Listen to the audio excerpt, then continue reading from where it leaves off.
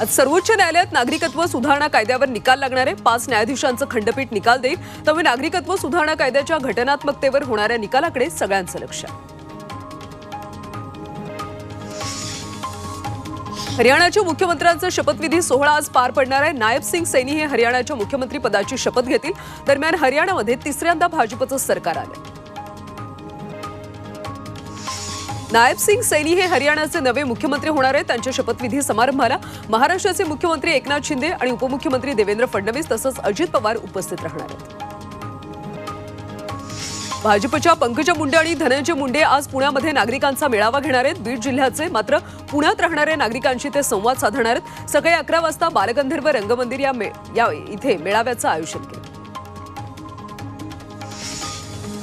खासदार उदयनराजे आणि त्यांचे बंधू शिवेंद्रसिंग राजे यांनी कार्यकर्त्यांची बैठक बोलावली। साताऱ्यामध्ये ही बैठक पार पडणार आहे। विधानसभा आणि जिल्ह्यातल्या भाजप पक्षाच्या निवडणूक कार्यक्रमाची बैठकीत चर्चा होणार आहे। पीएमचं बसवलंय का? हां, पीएम ना। जालन्याच्या अंतरवाली सराटीमध्ये आज विधानसभा निवडणुकीसाठी इच्छुक असणाऱ्या उमेदवारांची बैठक होणार आहे। मराठा आंदोलक जरांगे पाटील यांनी ही बैठक बोलावली। सकाळी 10 ते 4 पर्यंत ही बैठक असणार आहे। राष्ट्रवादी शरदचंद्र पवार पक्षाचे प्रदेशाध्यक्ष जयंत पाटील यांच्याबाबत शरद पवार यांनी मोठं विधान केलं। जयंत पाटील यांनी उद्याचा महाराष्ट्र घडवण्याची जबाबदारी घ्यावी असं विधान शरद पवार यांनी केलं। राष्ट्रवादीच्या शिवस्वराज्य यात्रेच्या सांगलीतल्या सांगता सभेत शरद पवार बोलत होते। सांगलीतल्या शिवस्वराज्य सांगता सभेच्या कार्यक्रमात कार्यकर्त्यांनी जयंत पाटील मुख्यमंत्री अशी घोषणाबाजी केली। मात्र त्यावरून जयंत पाटील यांनीही मिश्किल टोलेबाजी केली। घोषणा देऊन कुणी मुख्यमंत्री होत नाही तर त्याला खूप उठाबशा काढाव्या लागतात असा टोला जयंत पाटलांनी लगावला।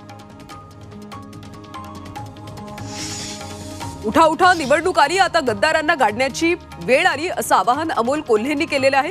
शिवस्वराज्य यात्रेच्या सांगता सभेत त्यांनी हे आवाहन केलं। त्यासोबत वाड्याचा माणूस वर्षावर जायची इच्छा आहे असं म्हणत अमोल कोल्हेंनी जयंत पाटील यांच्याबाबत सूचक विधान केलं। लोकसभा निवडणुकीतल्या पराभवानंतर अमोल कीर्तीकर आता विधानसभेच्या मैदानात असणार असल्याचं समजतंय। जोगेश्वरीकरांच्या मनातला आमदार अशी अमोल कीर्तीकरांचे बॅनर ठाकरे गटाच्या पदाधिकाऱ्यांकडून झळकवण्यात आले। वंचित बहुजन आघाडीची उमेदवारांची तिसरी यादी जाहीर झाली। वंचित बहुजन आघाडीची महाराष्ट्र विधानसभा निवडणुकीसाठी उमेदवारांची तिसरी यादी जाहीर झाली। आतापर्यंत वंचित बहुजन आघाडीची 51 जागांसाठी उमेदवारांची यादी घोषित झाली आहे। राष्ट्रवादी शरदचंद्र पवार पक्षाच्या उमेदवारांची पहिली यादी शुक्रवारी जाहीर होण्याची शक्यता आहे। पहिल्या यादीमध्ये 50 उमेदवारांच्या नावाची घोषणा केली जाण्याची माहिती सूत्रांनी दिली। पक्षाचे सर्वेसर्वा शरद पवार यांच्या उपस्थितीत उमेदवारांच्या नावांची घोषणा केली जाणार आहे। महाविकास आघाडीच्या जागा वाटपात डाव्या पक्षांना किमान 20 जागा हव्या आहेत। शेतकरी कामगार पक्षाचे नेते जयंत पाटील यांनी 20 जागा महाविकास आघाडीमध्ये मागितल्याबाबत सांगितले। त्याचबरोबर शरद पवारांना यादी दाखवली असून जागा वाटपाबाबत चर्चा होणार असल्याचं जयंत पाटलांनी म्हटलं। बाबा सिद्दीकींच्या हत्येनंतर वांद्रे पूर्वमध्ये राजकीय गणित बदलण्याची शक्यता आहे। महाविकास आघाडीतले वांद्रे पूर्वचा तिढा आता दिल्ली दरबारी गेल्याची माहिती सूत्रांकडून मिळते। तर ठाकरेंचा बालेकिल्ला म्हणून ओळखल्या जाणाऱ्या मतदारसंघात ठाकरे आणि काँग्रेसमध्ये रस्सीखेच पाहायला मिळते। राज्यातल्या ठाकरेंची शिवसेना आणि शरद पवारांच्या राष्ट्रवादीतले इच्छुक आपल्या संपर्कात आहेत असा दावा माजी खासदार राजू शेट्टी यांनी केला। त्याबाबत परिवर्तन महाशक्तीच्या नेत्यांसोबत चर्चा करून योग्य उमेदवारांना संधी देणार असल्याचं शेट्टींनी म्हटलं। महादेव जानकरांनी महायुतीतून बाहेर जाणार असल्याची घोषणा केली। त्यामुळे महायुतीला मोठा धक्का बसला। महायुतीमध्ये जानकर नाराज असल्यामुळे बाहेर जात असल्याची माहिती मिळते।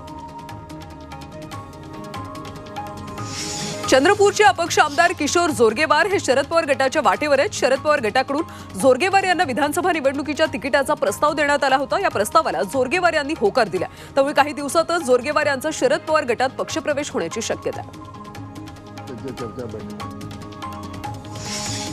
महायुतीच्या 80% जागांचा तिढा सुटलाय तर 20% जागांच्या बाबतीत चर्चा सुरू असल्याची प्रतिक्रिया मंत्री दादा भुसे यांनी दिली। मुख्यमंत्री आणि उपमुख्यमंत्री हसत खेळत जागा वाटपाचा निर्णय घेतील असा विश्वास देखील त्यांनी व्यक्त केला। मला वाटतं की मुख्यमंत्री महोदय या संदर्भामध्ये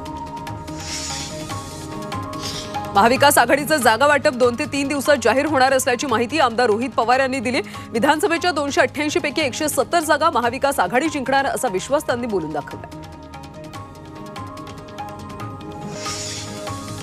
गुहागरच्या जागेवरून भाजप आणि शिवसेनेमध्ये चढाओढ पाहायला मिळते। गुहागरच्या जागेसाठी भाजप आग्रही आहे।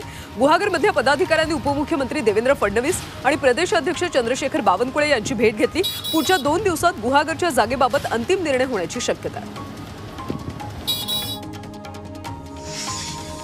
वर्ध्याच्या देवळी मतदारसंघावर शिंदेच्या शिवसेनेसह भाजपने सुद्धा दावा केला। 2019च्या निवडणुकीमध्ये भाजपाने शिवसेनेला देवळी मतदारसंघ सोडला होता, त्यामुळे यंदाच्या निवडणुकीमध्ये भाजप पुन्हा शिवसेनेसाठी मतदारसंघ सोडणार का याकडे लक्ष लागले। धुळे शहर विधानसभेवरून महाविकास आघाडीमध्ये शरद पवार गट आणि ठाकरे गटात रस्सीखेच सुरू आहे। सपाचे इच्छुक उमेदवार इर्शाद जहागीरदारांनी संजय राऊतांची भेट घेतली। या भेटीत नेमकी काय चर्चा झाली याबाबत स्पष्टता नसून अबू आझमींच्या सांगण्यावरून भेट घेतल्याचं त्यांनी म्हटलं।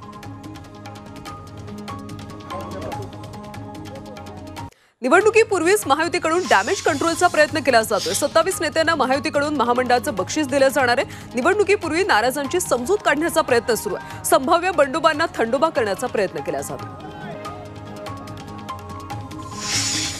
दक्षिण अहमदनगरमध्ये आजी माजी खासदारांमध्ये चांगलीच जुंपली। मांजरानं वाघाचं झूल घातलं म्हणजे वाघ होत नाही असं म्हणत खासदार निलेश लंके यांनी सुजय विखेंवर टीका केली। तर खरा वाघ कोण हे जनतेनं लोकसभेत ठरवले असं देखील लंके म्हणाले। शिवसेना शिंदे पक्षाच्या प्राध्यापिका शिल्पा बोडखे यांनी पक्षाचं प्रवक्तेपद तसंच पश्चिम विदर्भ संपर्क प्रमुख पदाचा राजीनामा दिला। मुख्यमंत्री एकनाथ शिंदे यांना पत्र लिहून शिल्पा बोडखे यांनी तसं कळवलं। बावनकुळेंच्या विधानानंतर शिंदेचे पदाधिकारी आणि कार्यकर्ते संतप्त झाल्याची माहिती सूत्रांकडून मिळते। मुख्यमंत्री एकनाथ शिंदेंनी धाडसी उठाव केला नसता तर भाजप आमदारांना विरोधी बाकांवर बसावं लागलं असतं असं शिंदेचे पदाधिकारी आणि कार्यकर्ते म्हणाल्याची माहिती सूत्रांकडून मिळते। जालन्यामधल्या घनसावंगी मतदारसंघावर उद्धव ठाकरेंच्या शिवसेनेनं दावा केलाय। माजी आमदार शिवाजी चौथे उद्धव ठाकरेंकडे उमेदवारीची मागणी करणार आहेत। ही जागा ठाकरेंच्या शिवसेनेला न सुटल्यास पुढच्या काळात वेगळा निर्णय घेण्याचा इशारा शिवाजी चौथेंनी दिला। राजकीय पक्षांकडून SC/ST आरक्षण संपवण्याचं षडयंत्र सुरू असल्याचा आरोप प्रकाश आंबेडकर यांनी केला। तर महायुती सरकारनं काढलेल्या क्रिमिलेअर आणि आरक्षण वर्गीकरणाच्या निर्णयाला वंचित बहुजन आघाडीनं विरोध केला।